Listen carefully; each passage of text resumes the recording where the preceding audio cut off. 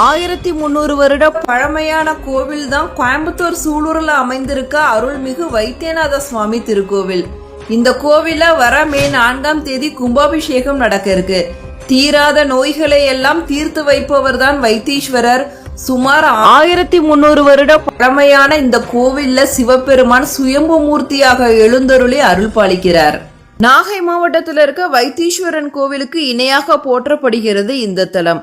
கரிகால சோழன் ஆட்சி செய்யும் போது ஒரு குறிப்பிட்ட சூழல்ல பிரம்மஹத்தி தோஷம் பிடிச்சுக்குது.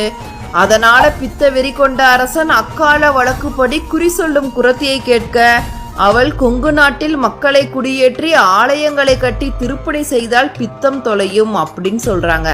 அதன்படி அரசன் பரிவாரங்களுடன் வந்து கொங்கு நாட்டில் 36 பெரிய ஆலயங்கள், 360 சிறிய ஆலயங்கள், 32 அணைகளை கட்டி திருப்பணி செய்து பைத்தியம் நீங்க பெற்று செங்கோல் செலுத்தினான் அப்படின்னு வரலாறு சொல்லுது. கரிகால சோழன் தன்னுடைய படை வீரர்களுடன் இந்த பகுதியில வந்து தங்கியிருந்தப்ப படை வீரர்கள் சுயம்புலிங்க திருமேனி அப்படின்னு தெரியாம அந்த சிரசின் மீது தங்களுடைய காயங்களுக்கு மருந்து போடுவதற்காக மூலிகைகளை அரைத்து அந்த காயங்கள் மேல போட்டு குணப்படுத்தினாங்க. அப்போ அங்கிருந்த அரண்மனை வைத்தியர் மூலமாகத்தான் இது சுயம்புலிங்க திருமேனி அப்படின்னு தெரிய வந்தது. உடனே கரிகால சோழன் சுயம்பு மூர்த்தியை பிரதிஷ்டை செய்து வைத்தியலிங்கம் உடையார் அப்படிங்கிற திருநாமத்தை சூட்டி ஆலய கும்பாபிஷேகமும் செய்தார். கரிகால சோழனுடைய படை வீரர்கள் தெரிந்தோ தெரியாமலோ சுயம்புலிங்க சிரசின் மீது மூலிகைகளை அரைத்து தங்களுடைய காயங்களுக்கு போட்டு குணப்படுத்தினாங்க. அதனாலதான் இந்த லிங்க திருமேனி தீராத நோய்களை எல்லாம் தீர்த்து வைக்கும் வைத்தீஸ்வரமுடையராக இருக்கிறார்.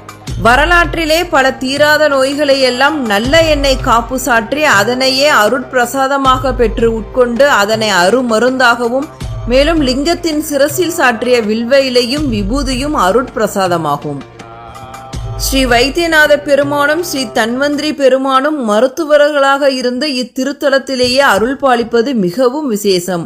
இங்கு இன்னொரு ஐதீகம் என்னவென்றால், திருமணம் ஆகாத ஆண்கள் பெண்கள் தங்களது கரங்களால் இத்திருத்தலத்தில் அமைந்துள்ள நந்தியும் பெருமானுக்கும் எண்ணெய் காப்பிட்டு முறையாக பூஜைகள் செய்து பிரார்த்தனை செய்தால் திருமணம் அமைவது கண்கூடாக காணப்படுகின்ற நிகழ்வாகும்.